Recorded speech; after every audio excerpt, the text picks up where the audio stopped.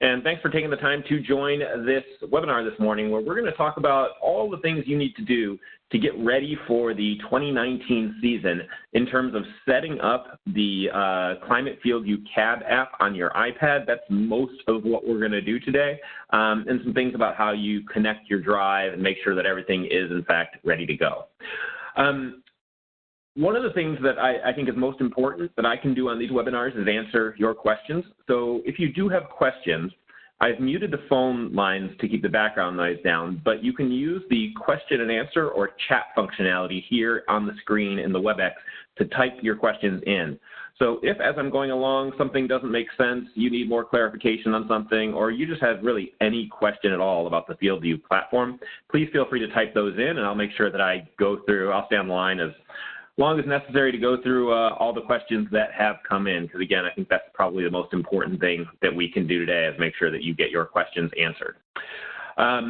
That said, I'm going to go ahead and get started, and I think we're going to spend most of the time in the CAB app itself here today, pushing buttons and just making sure you know how the whole system works. So if you do have your iPad available, might be good to grab it and have it with you during the call, because you can probably get some of these setup steps ready here as we go.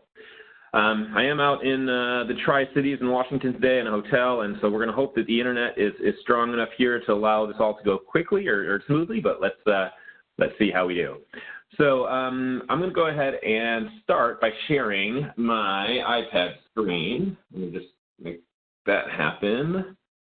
And in a second here, you should be able to see, if I do this right, should be able to see my iPad screen. And I am in the CAB app at the moment. And I'll just go back a step so you can see what this CAB app is.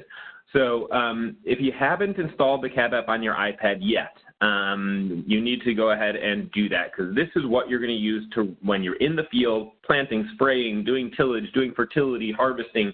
This is the app that you need to have running on an iPad in the CAB with you when you're in the field to collect the data and put it into the FieldView platform. And the CAB app is, the icon is the one at the bottom left of my screen where it's a white background. There's a kind of a gray F and the word CAB on it. If you don't have that installed on your iPad yet, you can go to the App Store, search for Climate FieldView, and two apps will come up, the CAB app and the black app, that app right next to it on my screen.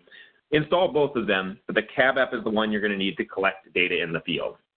One other thing I'll mention here as well, the CAB app, we have a beta version of it that works on an iPhone. Traditionally, the CAB app has been an iPad-only thing, and you couldn't install it on a phone. We now have a version that installs on a phone. Now, what it can't do is it can't be used to collect data in the field. So you're not going to be able to say, hey, I don't need an iPad anymore to use FieldView Drive and collect data in the field. But what it can do is it can run almost all the other functionality that you see that you have in CAB app, including remote view. So if you have people in your operation, you got dad, you got your brother-in-law, whoever, who might want to use things like the remote view feature to see where the particular piece of equipment is in the field, how the numbers are coming out as harvest goes through or planting goes along, send me a text or send me an email. I have a very simple email address. My email is just jeff@climate.com. And I can get you on the list of people that can download and install this beta version of the CAB app that works on an iPhone. So if you would like that, send me an email to jeff@climate.com, and I will get you on that list so you can download that and try that out this season. Just a reminder, it does not work to collect data in the CAB, but it works for almost all of the other CAB app functionality. Okay, that said, I'm going to go ahead and launch the CAB app. So I'm going to launch CAB app here, and this is what it looks like. What I want to do here, actually, you know what? Yeah, let's start with building some equipment.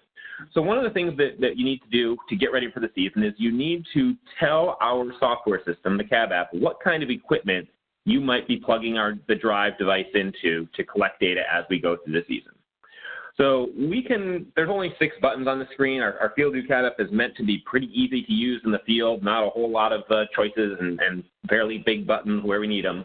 But if we click that equipment button, it's going to take us to our equipment page. Now, if you are new to the system, your page may be blank, and the only button you may have here is the Add New Equipment button.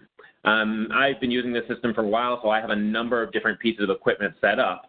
But when you're ready to go for this spring, your page should probably look something like mine here. You should have a tractor or two or multiple tractors. You should have multiple combines in there. If you've got a few different combines, you should have a tillage bar. You should have a planter. You should have a variety. All basically the pieces of equipment that you might be driving across the field should show up on this page, so that when you get in the field and you're ready to go collecting data, you have all the details of the piece of equipment that you're sitting in defined in our system and ready to be selected so you can get going. So let me just show you how it works to build a piece of equipment, because it's pretty simple, and if I show you a couple examples here, I think you can probably follow along and do the same for the rest of your equipment in your operation. Well, let's start with a tractor, because tractor is probably the easiest thing and something that everyone obviously has. So if I click the Add New Equipment button here, and if you have your iPad, feel free to follow along. It's going to ask me, what equipment am I building? And as you can see, we have a whole bunch of different types of equipment that you might be building that you want to create in your virtual machine shed here. But I'm going to say a tractor. Then it asks me what tractor make this is. I'm going to say, hey, it's a New Holland tractor. Then it asks me what model number it is, and I can either use the search function at the top or scroll through all the different supported models, but I'll say I've got this tractor. Then it's going to ask me what my steering type is, and I'll say it's a front steer, and it's going to ask me to give it a name, and I'll say this is my New Holland tractor. Just want to give it a name that will make it readily identifiable to me. Once I've done that, it's just going to ask me to measure out and indicate some of the distances from the GPS, where's the GPS located on this tractor, to the rear axle or to the height or the tractor center. And we know by default how these systems come out of the factory when New Holland or John Deere or Case or Challenger or whoever makes it. And so generally you're going to have numbers already plugged in here that are make sense. But what you'll want to do is just go out to the machine shed, take a tape measure with you, make sure that these are in fact correct or in the ballpark. They don't need to be correct to a half an inch, but within a couple inches is totally fine. And just make sure that these numbers make sense. And if they do, I can just hit done, and I've gone ahead and I've built the tractor. And if I look in my list now, you can see I've got my New Holland tractor there at the bottom of the list, and it is one of the pieces of equipment that I could then select and say, hey, I'm in the field, and this is the tractor that I'm running with.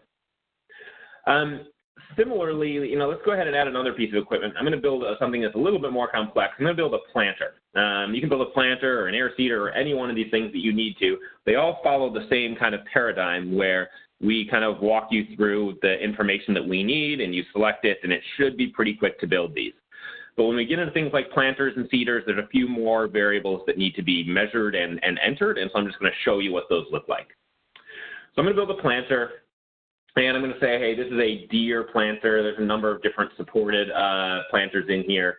I'm going to say it's Deere. I'm going to pick my model number. I'll say it's a 1770 NT. Next I have to select my frame style. Is it center trailing, dual, or single? I'll say it's a center trailing planter. How many rows does it have? I'll say it's 24 in this example. What's my row spacing? I'm going to say 30 inches. And what's my hitch style? I'll say it's a 2-point pivot.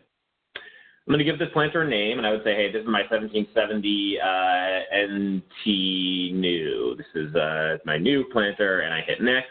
And now, just like on the tractor, it's going to ask a few different things about this. And so the first one it asks is, on this planter setup page, what is my planting display? So what kind of display am I running attached to, is this planter connected to? And as you can see, there's a number of different options in here. I mean, it's a Deere planter, so it could very well have a Deere monitor in the combine as well. But maybe it's a Deere planter hooked up to a Case tractor or a New Holland tractor. Or maybe I've got some aftermarket ag leader monitors or something else in there. We can make our system work in almost all of the combinations that you might find. So you just have to choose the appropriate monitor that is in your cab. And I'm going to say that I do have a 2630 in the cab here. Then it's going to ask me, what is my rate controller on the planter? And, it probably, if I've got a Deere planter and a Deere monitor, it's probably a Deere rate controller. But there's a number of other things. Maybe it's Dickie John, maybe it's Horsch, maybe it's a Kinsey or a Vaderstad. We also have the option here of incompatible rate controller. If you have a rate controller on that planter that is not on this list, or you don't have a rate controller at all, maybe this planter is just a ground-driven planter, or we're talking about a drill that doesn't have a rate controller at all, you can choose the incompatible rate controller.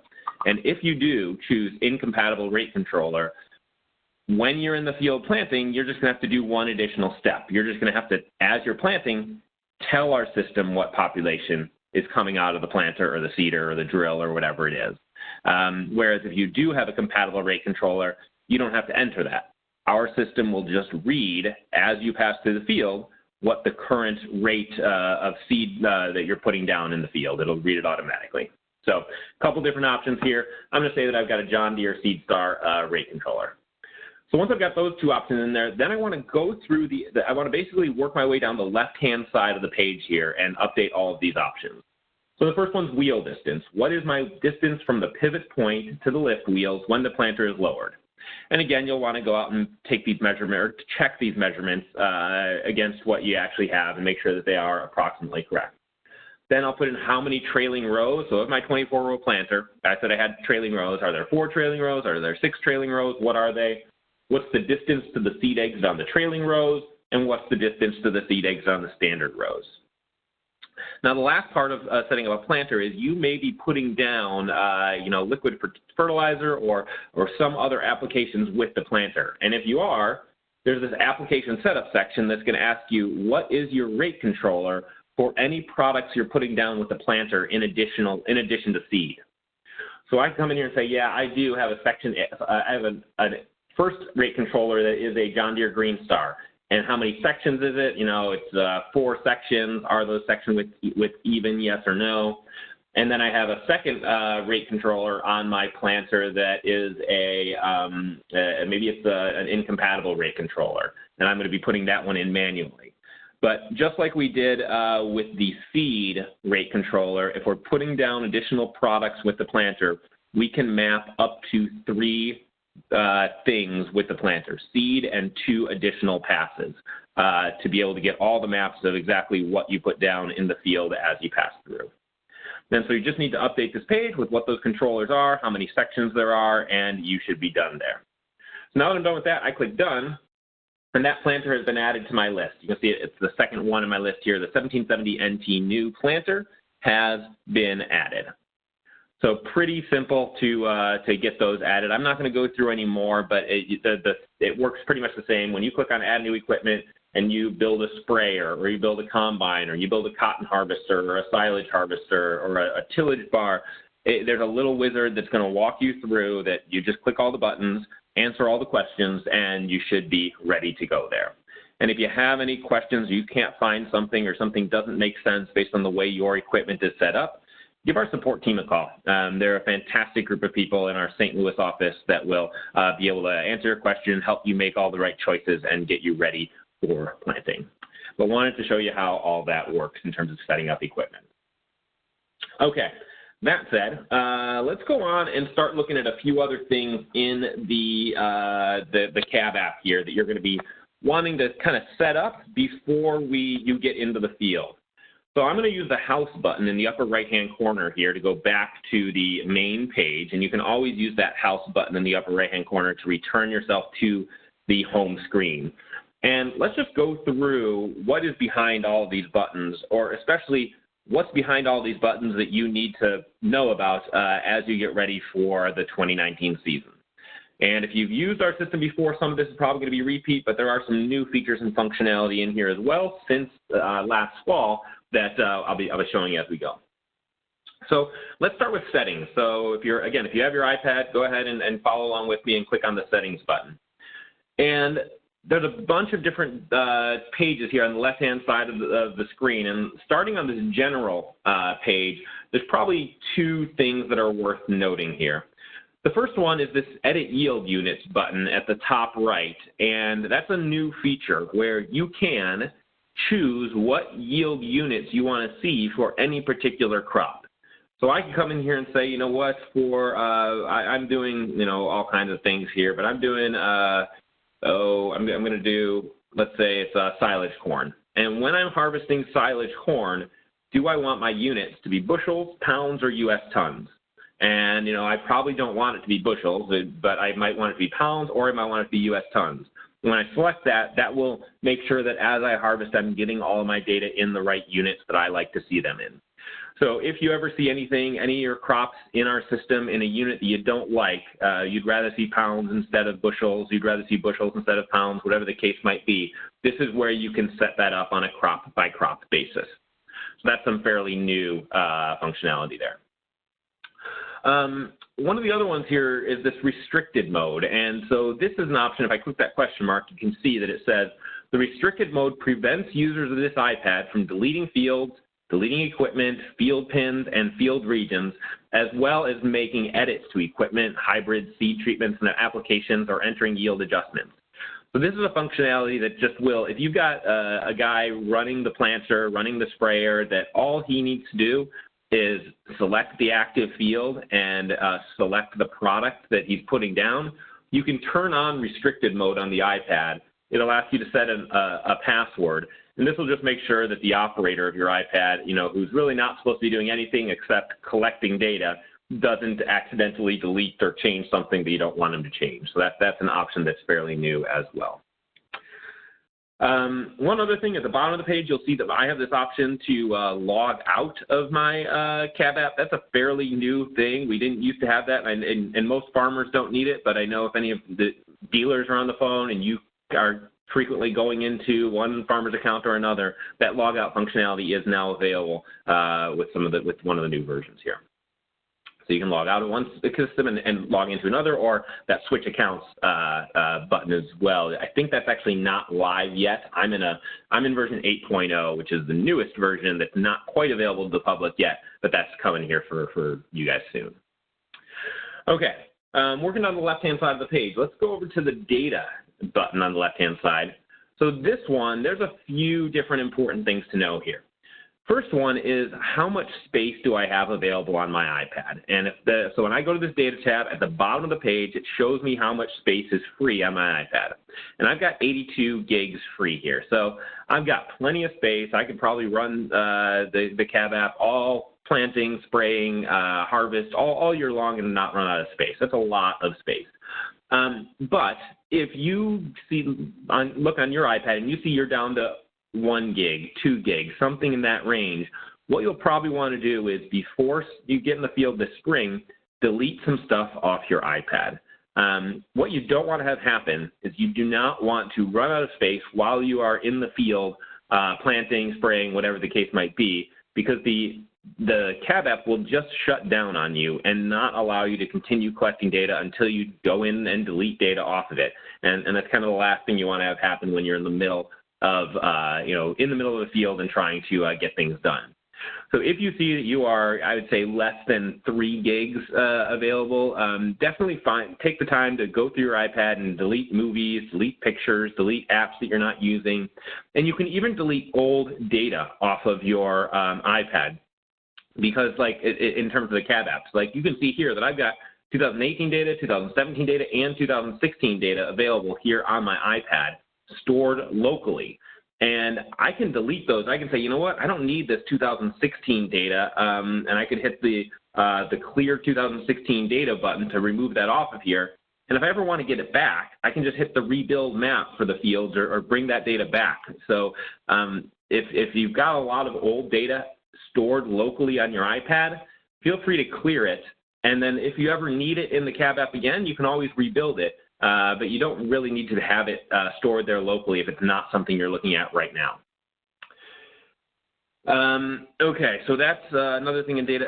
The other one that I want to show you here is the add field data function. And this one is pretty useful, and I'm not sure how many of you might have seen it before, even those of you who have used our system for a while.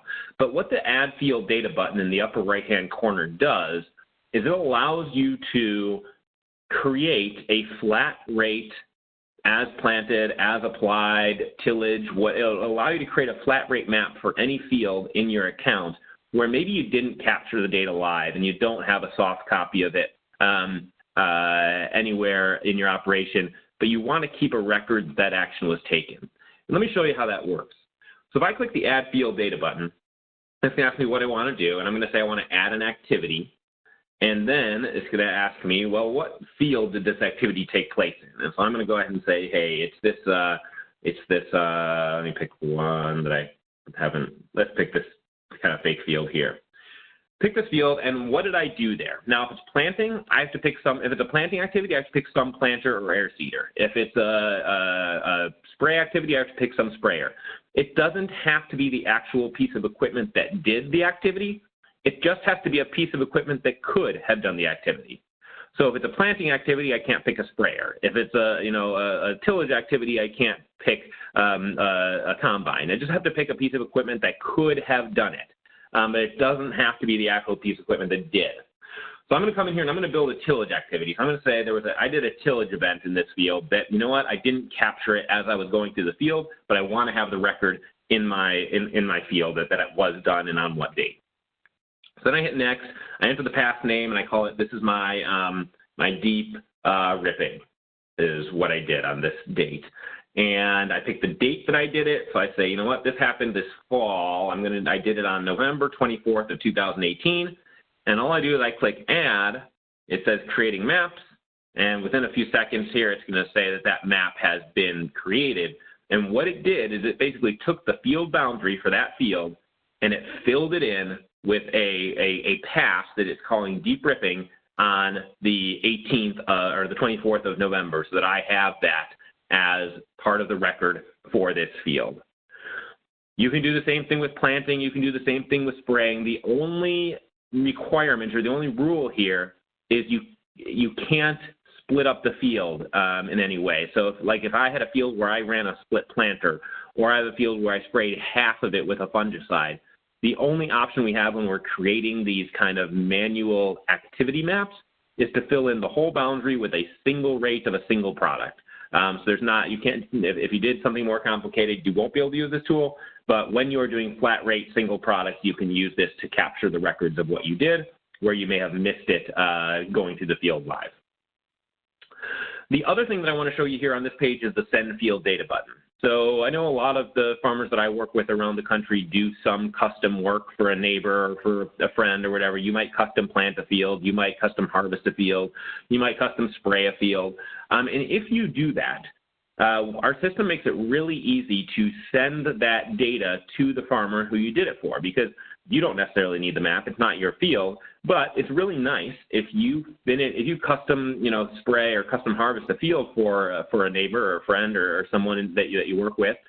It's really nice if you can send them that map of what came out of your combine or your planter or your sprayer, so they have it for their records. And our system makes it really easy to do that. You can use this Send Field Data button, and I say, you know what, I want to send something, some of my 2018 data. You put check marks next to the fields that are theirs that you want to send. You put in their email address, and this just has to be an email address of an existing Climate account. If they don't have a Climate account, it won't send it to them. But so they can, even if they don't have a paid Climate account, they could go in, create a free Climate account that has no data in it, and you could then send them their first map so they have some visualization of some of the data from their farm. But you pick their email address, and then what you want to do is you want to choose the Send to Account button. And when you choose that Send to Account button, it will send it to their Climate account.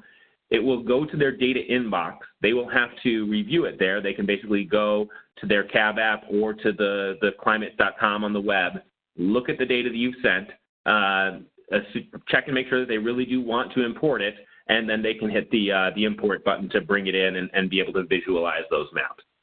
So it doesn't send it directly into their app where they can start seeing it immediately on their phone or their iPad. They do have to approve it, and that's just to prevent people from spamming someone data that they don't want, or filling up someone's account with a bunch of garbage. The owner of the account has the final approval to say, yes, this is in fact data I want to bring in, and have that visualization then occur. So that may be something you want to use as well, if to the extent that you're doing any custom work at any point in the 2019 season and want to share the maps with the farmer whose field it is. Okay, next one I want to go through here is let's talk about hybrids on the left-hand side of the page. And this one I think is it's a really important one to help make your season go smoothly. What this is your virtual seed shed, where before we get started this spring, what you want to do is you want to put in the details of all the hybrids and varieties that you have on farm. Because what this is going to do is it builds a short list. You can see that I've got a short list already here on my page of 8 different varieties that I might have available on farm to plant this year.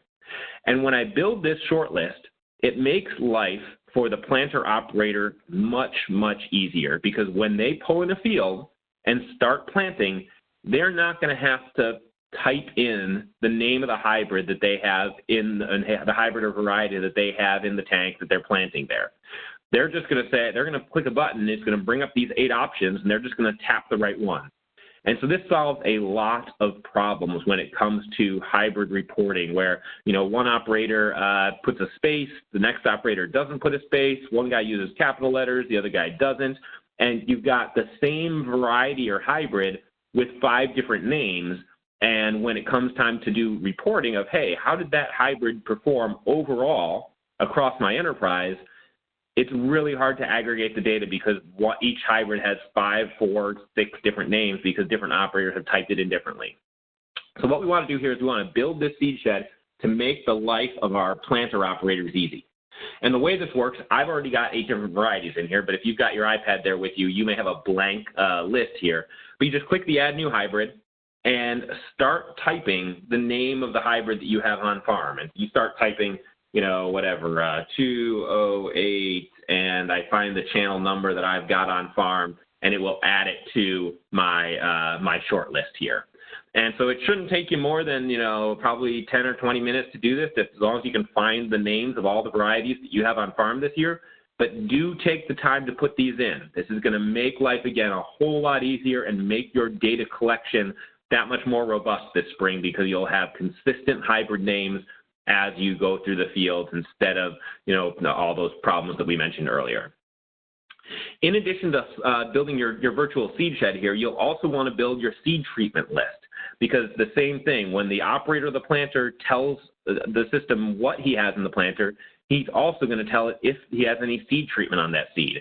And rather than him fat fingering something in that is, going to be a different version than what you typed in when you were in the planter, we can have consistent seed treatment names to understand more easily how those seed treatments affected yield at the end of the year. So you just come in here and you click Add New Treatment. We've got a whole long, ridiculous list of every single seed treatment that exists in the market today. And you say, one of the things we have, and I don't know what all these things are, but maybe I've got Bioforge ST as one of my seed treatments that's on my farm. I add it to my short list. And then when my planter operator pulls into a field and he's got seed that's treated with Bioforge ST, he can simply tap that button and it will apply the data, and he can get going without having to worry about getting the name right with the dash and the capitals and having it match everyone else. So that's something I would highly recommend you take the time to do. The next one on the left-hand side of the page is applications. And this is another important one, because just like seed treatment and seed, this is, if we can build our tank mixes, what are the products that we're going to have in the tank at various times as we go across the field this season, we can capture this data accurately, and we won't have our operators putting something in incorrectly or misspelling something. They can simply tap a button and go. So the way that this works, let me just, they can click Add New Application, or you can basically, to get yourself set up ahead of the year. Give that application a name. This is my my bean burn down, or this is my, whatever that you want to call that tank mix. And let me just pull up one that I've already got built. But so you call it, this is my pre-corn mix. And what's my total mix amount? Well, you can do this 2 different ways. You can either say, I'm putting in 512 total gallons into the tank, and 500 gallons of this could be AMS 28. 60 pounds are going to be AMS spray grade, and 12 gallons of Roundup Power Max. You can basically build to a total number of gallons, or you can switch it over to rate and say, what is my application base rate per acre, and put in the amount of each product that you have in the tank. So either way you do it here, you just find the products. And if I needed to add another product to this mix, I can click Add Product, and it just goes through to this massive long list of all the different chemicals that exist in the ag market today that might be in that tank, and I say, yeah, you know, I've got, and I don't know what all these things are. This is not my area of expertise, but I've got, you know, Avatar in there as well. And what is my rate of Avatar? It will ask me to add that to the list. I'm going to go ahead and remove it because it's not actually in this mix. But go ahead and take the time to build your tank mixes, and that will, again, make life much easier on your spray operators so they can just pick an existing tank mix and go through the field. So any questions about this stuff, please go ahead and type those in, and I'll make sure that I get to those here by the end of the call today. The last thing I want to cover on this page here is notifications. So if we go down to the left-hand side and look at notifications, there's a few different notifications that you can set up here. One of them first is the email reports at the top. And if you put in an email address, you can say, I want to get email reports anytime there's a field change or once a day. And what these reports are is they'll tell you which fields every piece of equipment in your operation went into whenever it happened. So if I have this check on daily, at the end of the day, I'm going to get a report that says, hey, planter 1 went in the west field, the north field, and Dad's home. And planter 2 went in, you know, Stoller's and Ben's and April's field. And basically, I'll get a daily summary by email at the end of the day that tells me what fields each piece of equipment went in. That's kind of a daily accounting of what happened on the farm that day. The other option I have here is to put that checkbox on field change. And if I do it on field change, well, it might get a bit annoying if I have a lot of equipment and a lot of different fields because I'm going to get an email every time a piece of equipment moves into a new field. But it's kind of a nice way to keep track passively of what's going on and when a field gets finished and when the next field gets started. So you have your options there if you want to use that notification feature. The other one is text alerts. So this one's kind of big brothery, but if you want to keep control of what's going on in your operation and you've got guys running equipment in the field, you can put in your phone number here and you can choose to get alerts on various different variables that could happen in the field. So I could, for example, look at this and say, I want to set up a planting alert, and for the 1770 NT new planter, I want to know anytime that the speed of that planter goes greater than 5.5 miles an hour, because I told that operator, do not plant faster than 5 miles an hour, and if he's going faster than 5.5, I want to know about it because I need to give him a call and tell him, hey, slow down. We said we wanted to plant slow this year. So I do this. I hit done, and now I've got this alert that if that planter goes faster than 5.5 miles an hour, I'm going to get a call. And it has to happen for more than 5 acres, so it's not going to happen just because the guy, at a particular point he touches 6. It has to happen for at least 5 acres, I believe, is the rule, and then you'll get that call. But it's a way to keep control and make sure that things are happening the way that you want them to as you get seed in the ground. There's other alerts for combines and for air seeders and things like that. If I'm looking at a combine, I can set up alerts to tell me if the corn moisture is coming out greater than a certain percentage, because that might impact where I'm going to send it or where those trucks are going to go. Things like that are available. And on the planter, the speed is really the only one that is of relevance that for guys that are using drive. But if you are using a 2020 or something that is also measuring downforce or spacing or ground contact or singulation, you can set up alerts for those variables as well. Okay, so that said, I think we're about done with the settings page, or as far as the main things that I wanted to touch there. I'm going to use the home button to go back to the main page. And let's go through a couple other pages here and some things you should know. So let's go over to the fields page. A couple things to note here. So one important thing is before you get started planting, you will want to import all of your field boundaries from to the FieldView system. Basically, the way that planting works is when you pull into a field, if you have your field boundaries loaded, we're going to prompt you and say, hey, it looks like you've entered the home field. Do you want to make this the active field? And you hit yes. If you have not preloaded field boundaries, we'll never know if you're in the right place or not, and you'll have to do a bit more manual work to get started in terms of recording data in the FieldView system. So load all your field boundaries. If you need help with that, I run some of these webinars on how to use Data Inbox to do that, or our support team can certainly help you, but that is going to be an extremely important thing to do before you start planting or start getting in the field this year. But once you've got your field boundaries loaded, there's a couple options here that are that may be interesting. And one is you can preset the hybrids that are going to go in each field, the seed treatments that are going to go in each field, the spray applications that are going to happen in each field, so that when your operator pulls into that field, he doesn't really have to push any buttons at all. Now, this doesn't always work, especially if we're in the Midwest and plans are constantly changing and you thought you were going to plant hybrid A to a field, but that, you're wet that day and you have to move around and all of a sudden you're planting a different hybrid in that field. But in places like I'm in central Washington today, these guys out here, they rarely change hybrids because the weather's pretty consistent, it's pretty dry, they know what's going to go in each field and things don't change. So to the extent that you want to do this, you can come in here and say, you know what, for this Abilene field, I know what we're going to plant there. We're going to plant DeKalb 5285. And if I pre-populate this, then the guy in the planter isn't going to have to make that choice. It's going to make his life even that much easier. He just drives the planter now, and all the data is known ahead of time. And if let's say that seed was going to be treated with NEMA strike, I could set that as well. So, hey, it's DeKalb 5285 with the NEMA strike treatment, and he'd be ready to go. So feel free to use this pre-setting up of the hybrids or the seed treatments or the applications and things that are going on a particular field to make life easier for operator, if that makes sense. The other thing I want to mention here is the ability to add a new field. So I could come in here and this is either if you didn't load your boundaries or if you're doing custom work for someone where you don't have the option to really load the boundary before you get there because you don't have it.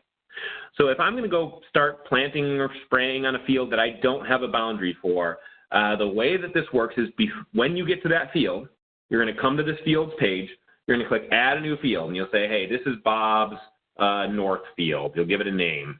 And I'm just going to choose, default client and default farm. Okay, so I'm creating a new field, Bob's North. I hit add, and you'll see it shows up in here with a question mark on the left-hand side of the page because we don't know what shape it is. But by creating it on this page, now when I'm ready to go plant that field or go do whatever activity I'm going to do in that field, I can select it, make it the active field, and what will happen is our system will just create a boundary based on where I drive in that field. Wherever I go in that field, spraying or planting, it's going to draw a boundary around that. But that's how you would get started on a field where you don't have a boundary preloaded.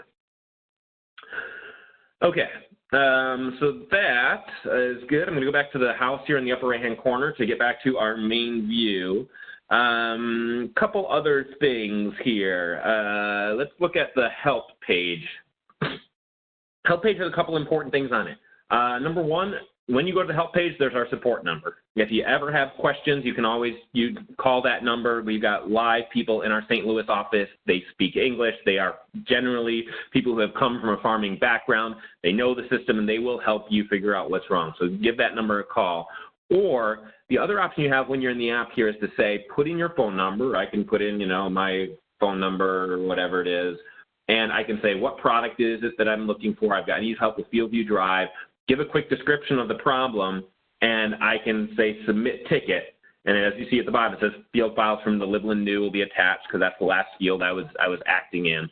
And this is often the fastest way to get support because if you put a ticket in here using this page, we assume that you are in the field, live, trying to get something done, and getting back to you is going to be super important because you're not sitting at home trying to get something done. You are actually probably in the field, in the cab app, and something's not working correctly. And so if you send in a ticket here, you will get a call back pretty quickly. There's some times during the heat of harvest and heat of planting that things are really busy and we might not be able to get back to you as quickly as we would like. But this is often the fastest way to get a response. Just put in a ticket here and carry on with what you're doing, and we'll give you a call when there's someone that's ready there to help you out.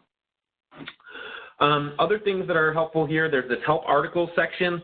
We have a very robust help system where if you need information on how to, how to do something with an Integra monitor and sync it to our system, type in Integra, and you're going to see that we're going to find articles on how to connect an Ag Leader Integra display with the adapter kit, what that adapter kit looks like, how to export data from an Ag Leader Integra, how to import scripts to an Ag Leader Integra, and more things. So just start typing in what you want here. and there are a ton of videos and articles here. It's a really, really useful site, and I'd highly recommend that you if you have questions, go to help, type something in, you'll probably find a video or a document on how to do what it is you're looking for.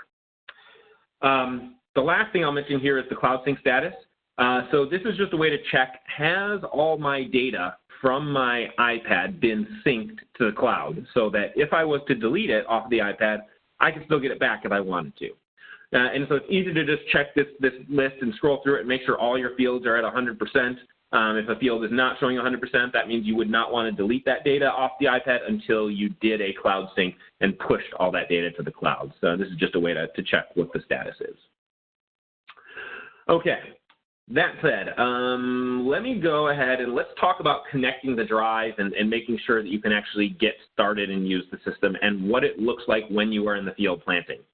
So I'm going to go back to my iPad screen, and one of the things we have to do is we have to make sure that Bluetooth is turned on our iPad, because the way that the drive communicates with the iPad is via Bluetooth. You plug drive into your tractor or your combine or whatever it is, it listens to all the machine data coming through the CAN port, and it transfers that data to the iPad via Bluetooth. So one of the things you want to make sure of is that you go into the settings on your iPad, and when you go to the Bluetooth section, that Bluetooth is on. If Bluetooth is not on, you are not going to be able to collect the data in the field, and you'll be calling support and asking, hey, I can't see myself, the data's not moving, why not? And they're going to say, well, do you have Bluetooth on? And you'll want to make sure that that is, in fact, the case. Now, I've got a drive here, and I've got a power source. I'm not actually sitting in a tractor. I'm sitting in a hotel room here. But I'm going to plug this in, and you're going to see what happens here. I'm going to plug this drive into the power source. It's flashing some green lights and some blue lights at me, and what it's going to do is it's going to start broadcasting a Bluetooth signal.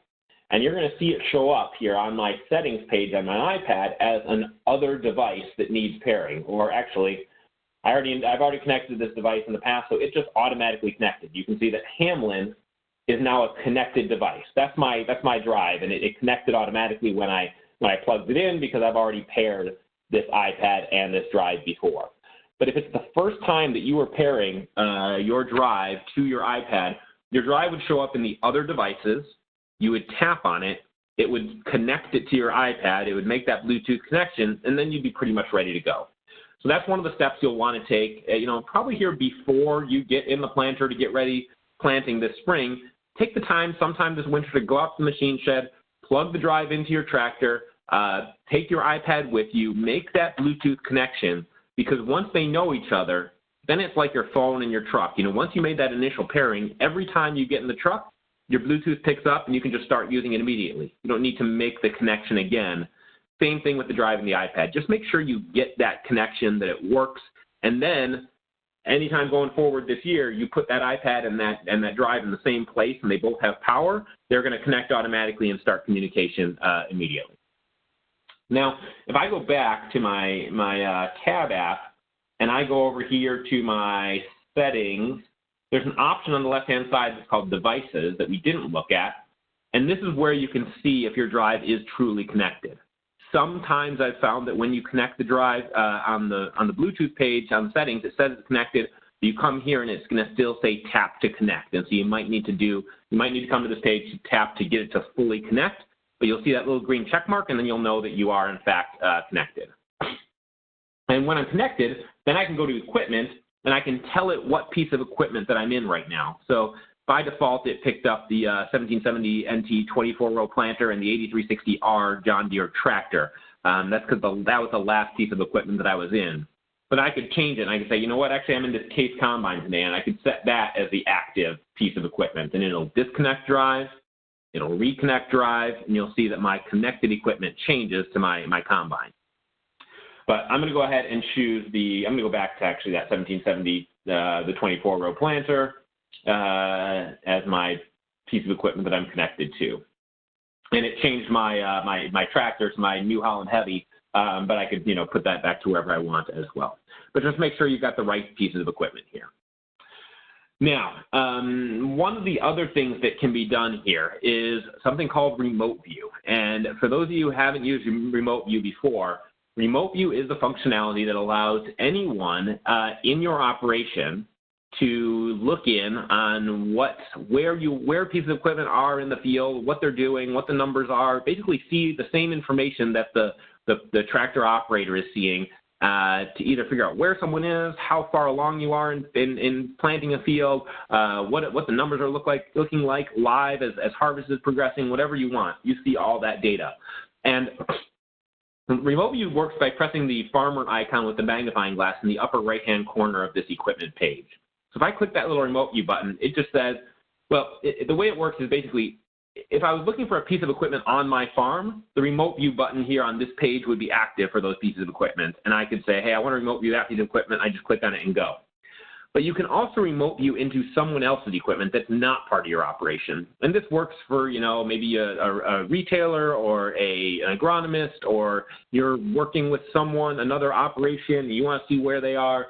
If I click this farmer with the magnifying glass, I can type in their FieldView username and hit search, and it will go ahead and try and find that operator, see what pieces of equipment are currently connected and active, and then I can request to Remote View to watch them plant or harvest or spray or whatever it is they're doing. Now, it's up to the operator to grant that permission. The operator may say, hey, I don't know who Jeff Hamlin is. I'm not going to let him watch me harvest. Or, hey, I do know who Jeff Hamlin is. He's my agronomist, and I want to, yeah, he should be able to take a look here and consult with me on what's going on and what we're seeing in the field. So it's up to the operator to hit yes or no when that Remote View request comes through. And just to show you guys how Remote View works, if anyone wants to try it, you can go ahead, if anyone there on the line has an iPad with them, go to the equipment page, hit that little magnifying glass with the farmer on it, and if you type in my FieldView username, which is here at the bottom of this page, the Jeff plus the plus sign red nucleus at climate.com, yes, it's a unfortunately unwieldy username that I created a while ago when we were doing some work with a contractor. But if you type that in onto the into this FieldView username section, you can try and Remote View to me now, and you'll see that I am connected, and it'll allow you to, it'll pop up something on my page. If anyone wants to try that, feel free to go ahead and do that so you can see how Remote View works. But while that's happening, if anyone wants to do it, I'll prove it when you come in. Let's go over to the map page, and let's actually show you what it's going to look like when you are in the field planting this season.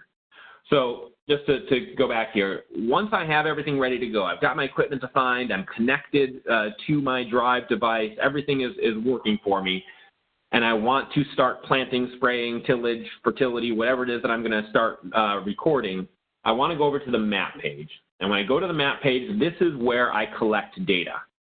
And so on the map page, it will if I was actually using the system live and not sitting in a hotel in the Tri-Cities in Washington, as I pulled up to that field, it would recognize the field boundary, and it would change my fields automatically for me or prompt me to say, hey, it looks like you've entered the west field. Is this the field you want to make active?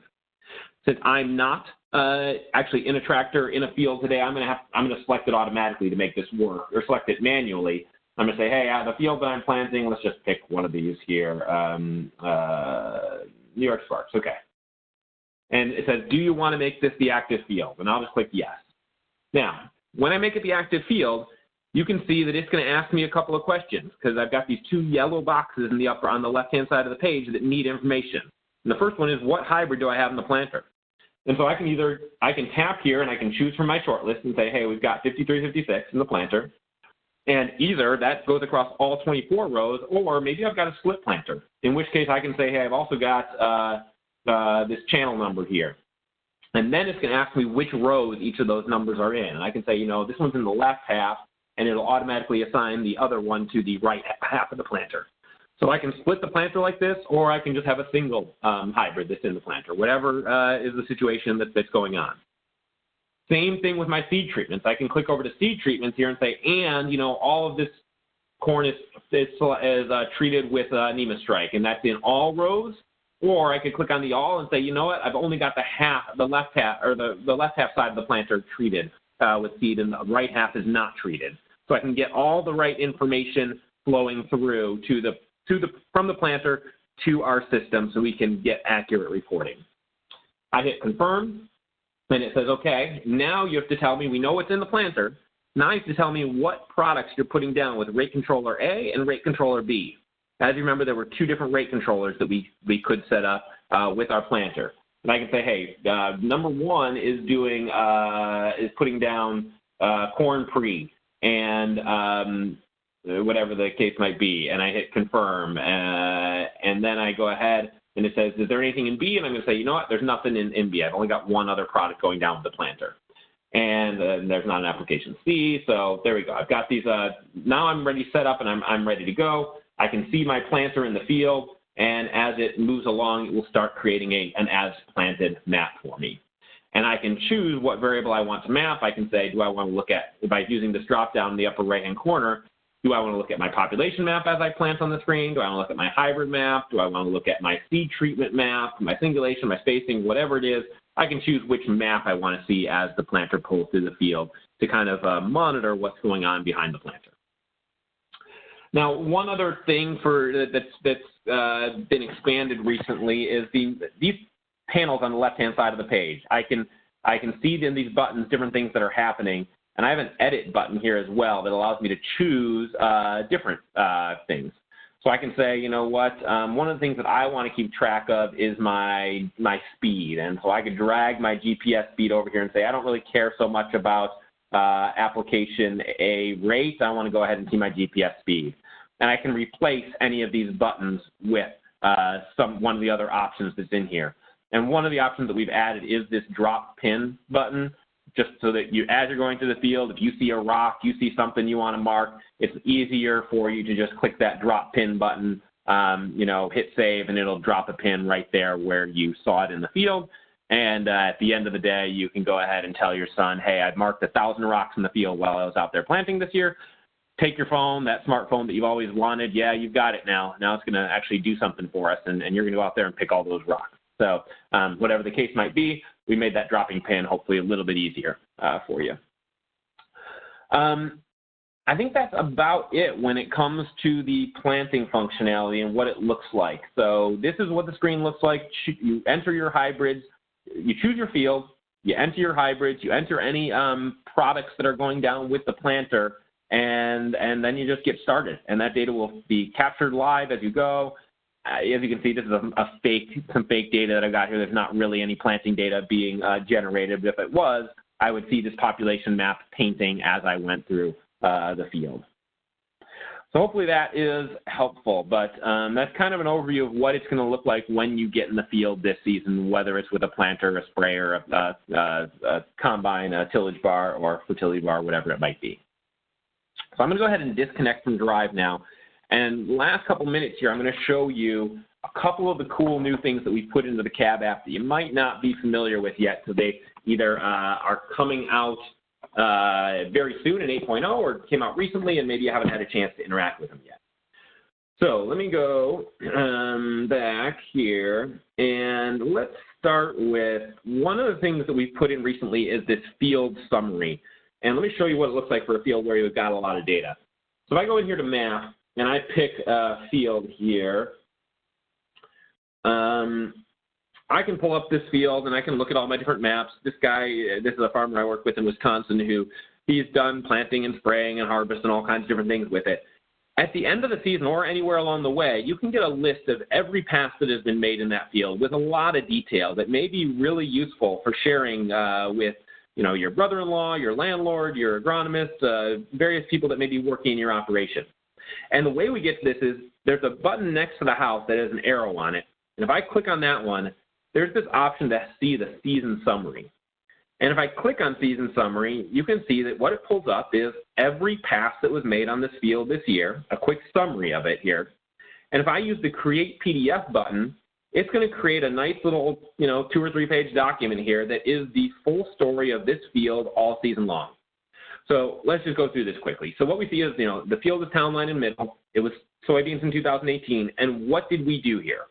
Well, on May 24th of 2018, the first thing it says is we planted this Asgrow variety to an average population of 130,000 seeds an acre, and we planted 104 acres.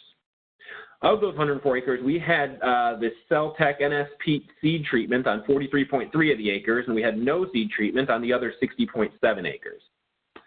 Then on May 24th, between 8 a.m. and 11:14 a.m., we put down, so with the planter basically, we put down starter, the 624-6 at a rate of 1.77 gallons an acre for a total amount of 179 gallons of starter that went down. And all this was done by this planter with this serial number. We didn't put in the operator's name here, but we could choose the operator and some information about who did that. Then we get into our next pass. On June 12th, between 8:20 a.m. and 12:53 a.m., we put down this tank mix of Buccaneer 5 Extra and Crosshair. We've got some EPA registration numbers. We've got the rate that those products went down at and the total number of ounces that went down on the field. As well as here now, it was done by Alex Borton. This is his license number, and these are the total number of gallons that were applied in that pass.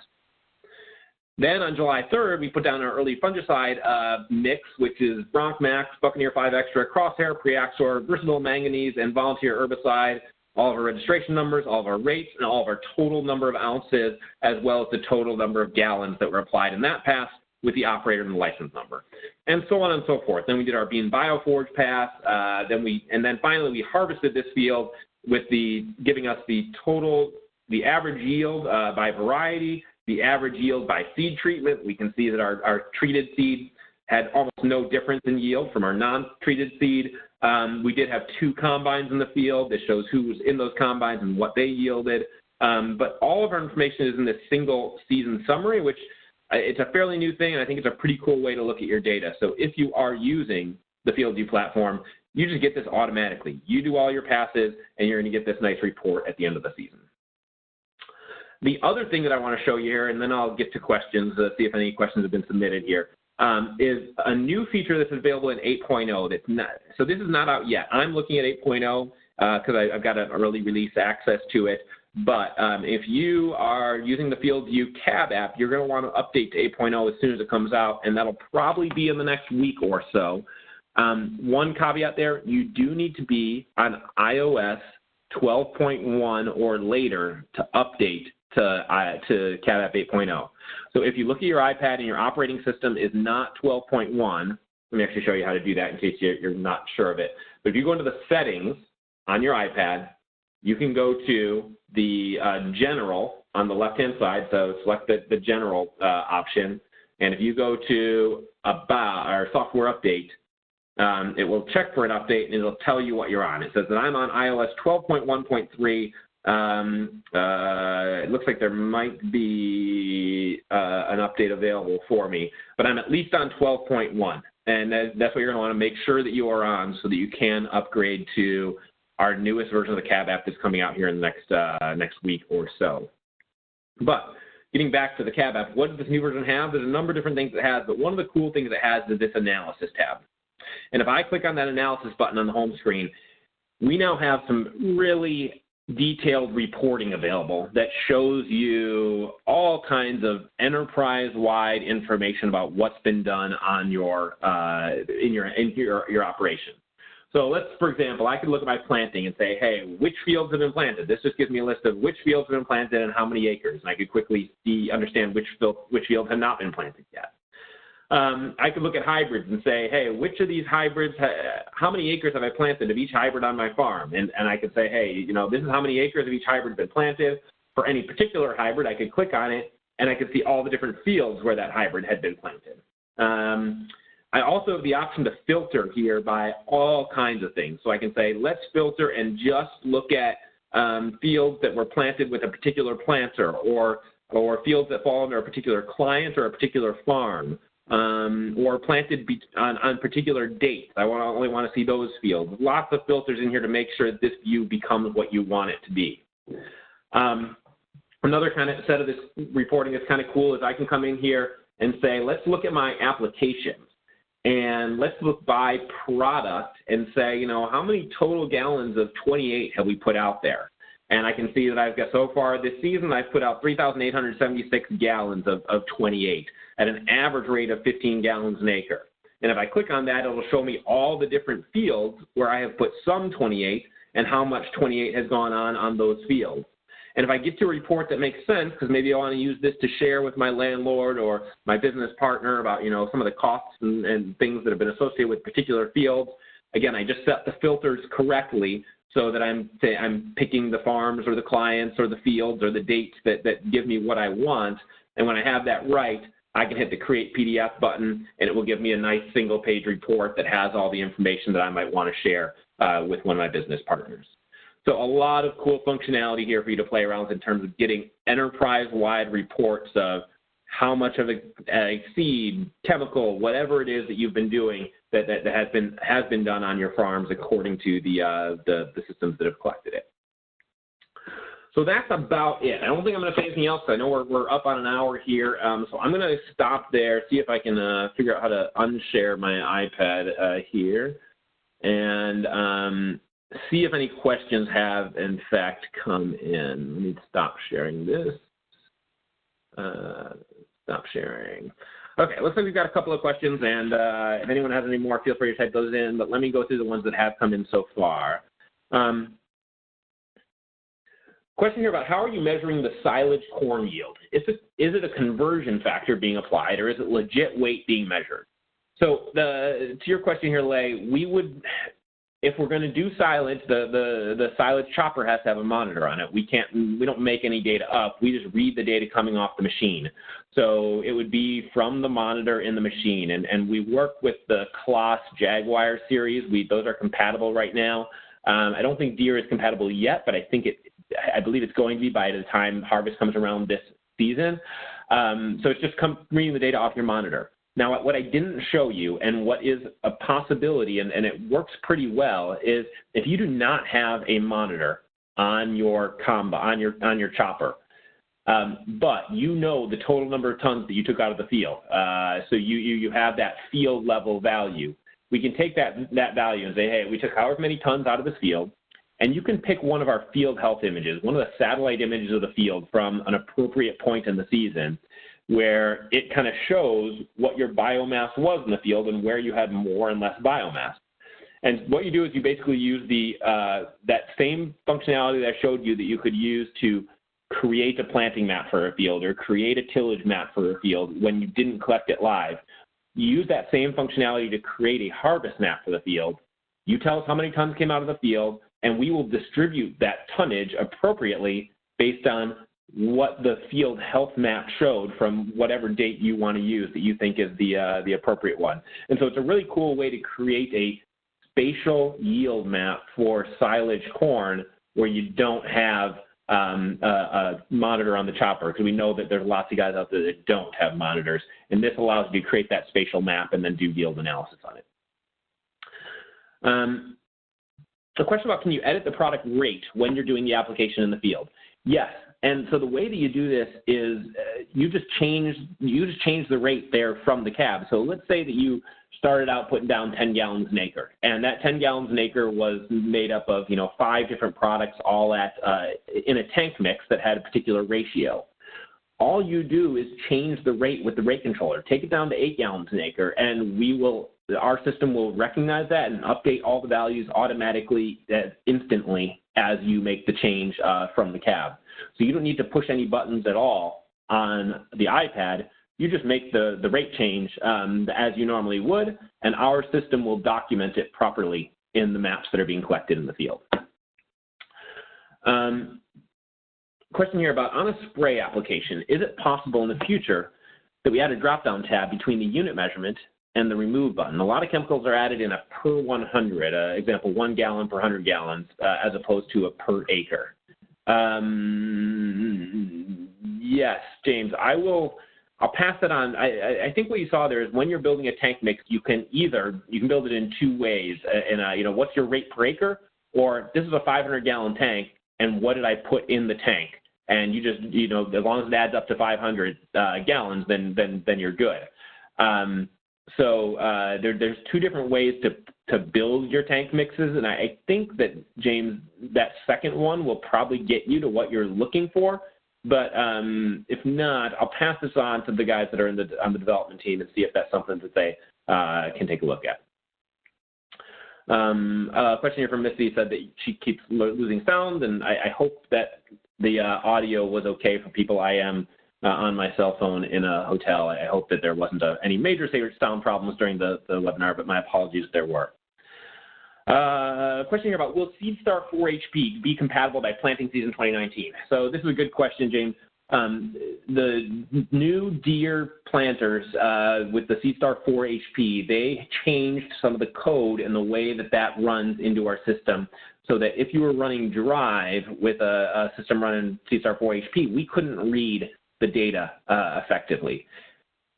My understanding is that that's not going to be better here for 2019, and so for the planting data that's going there, you'll need to move it into FieldView either via My John Deere, which can happen automatically. You make the connection to My John Deere, and once it hits My John Deere, we can read it out and grab it and populate it through to your FieldView account. Or you can take it via thumb drive out of there and load it in. But the reading it live from the C-Star 4 HP, my last I heard was it's unlikely that that's going to be ready to go for 2019. The question about how would you change the rate of a product when you're mapping with an incompatible rate controller? Good question, Carl. So this is one where if you're going with an incompatible rate controller, instead of us reading the rate of the product, you have to put it in manually. So when you start the field, you do have an additional button to push. You're going to put down, it's going to say, okay, you're going to say, this is the field I'm in, this is the product or the seed that I'm planting, and instead of us reading the planting rate out of the rate controller, you're going to type it in. You're going to say, I'm planting at 34,000 seeds an acre. If you make a change somewhere in the middle of that field and you say, hey, I'm going to back the planting population off to 32,000 seeds an acre, you just go ahead and you'll tap that button on the screen and update it to 32,000, and our map will capture that change at the time that you make it. So with an incompatible rate controller, you will just type it in manually anytime you make a change, because we obviously can't read it from a rate controller that doesn't exist. Question about the recommended size of iPad to store several years of data. Krista, we're recommending that guys get that you get a 256 gig iPad. I think that's, there are 512s, there's 1 terabyte now, but the 256s should be fine. I think I did a calculation the other day that you can do, it was the number. I just did the calculation yesterday sitting with a farmer. If you had a 256 gig iPad, you should be able to hold something like, and I'm going to get the number wrong now because I did the math and I wrote it down and I don't have it with me, but it's several tens of thousands of acres of data for planting, spraying, and harvest. So if you're a 5,000 acre operation, a 256 gig iPad can probably hold at least 3 years of all of your data for all of your fields for all the different planting, spraying, and harvest operations. But 256 gig is probably what we recommend. 128 will certainly work fine. 64 would probably even be fine for a season at least. It just depends on the size of your operation and how many acres you run. Question here about a farmer has a 2630 and a green star for planting, but the planter is chain driven. Can he select any planter, use incompatible rate controller, and still get a planting map? Yes, he can choose, basically he would probably choose like a custom planter. I think there's a custom option on there. Set it up with set it up as a 2630 monitor and a green, I don't even know if you can choose incompatible rate controller, and that'll work fine. The main thing he needs, Jim, is he needs to have a GPS on that machine. When you're running incompatible rate controller on anything, you just need to have a GPS so we can put the data at the right place in the field. So as long as you've got GPS that's flowing through the CAN port that we can read with the Drive device, he's going to be fine, and he'll just have to take that additional step of typing in what rate he's planting at because we won't be able to read it. One question here, just to clarify, if I'm running 2 iPads, will the entered information automatically share across both devices, or must we do the manual share under remote view? Yeah, Stacy, that's a good question. So if you have multiple iPads in the operation, all these setup steps that I was talking about today, building your equipment, building your virtual seed shed, building your tank mixes, all these kind of things, you build that in the account. And then any iPad that logs into the account will have access to all that same information. You do not need to build your equipment on each iPad. Build it in one iPad, have all the iPads log in using that same username and password, and they'll all be able to see it and do everything they need to. You do not need to do it, repeat that manual data entry process. Another question here is there any progress or updates on status of compatibility with SeedHawk's icon system? That sounds like a Canadian question to me, if I remember right. SeedHawk, I think, is one of those Canadian air seeder systems, and I know we support SeedHawk air seeders with some of the monitors and things that are out there. You know what? I don't know specifically about that one, Carl. I would, if you want to call our support line or check with your local Canadian climate business manager, they'll probably know the latest. That's not something that I'm actually fully up to speed on, unfortunately. Okay, I think that's it. I don't see any other questions that have come in. So thanks, everyone, for taking the time to join. I hope that this was helpful. I have not yet posted my February webinar dates and times, but I hope to do that here in the next couple of days. I'm planning on putting on a whole bunch of webinars in February to help you get ready for planting in a whole bunch of different ways, from creating scripts, variable rate scripts, to how to design and run experiments in the field using the tools that are in the platform. Whole bunch of stuff coming, so look at climate.com/webinars for more information on that, and we certainly look forward to working with you the rest of here in the 2019 season. So thanks, everyone, and we will talk to you all soon.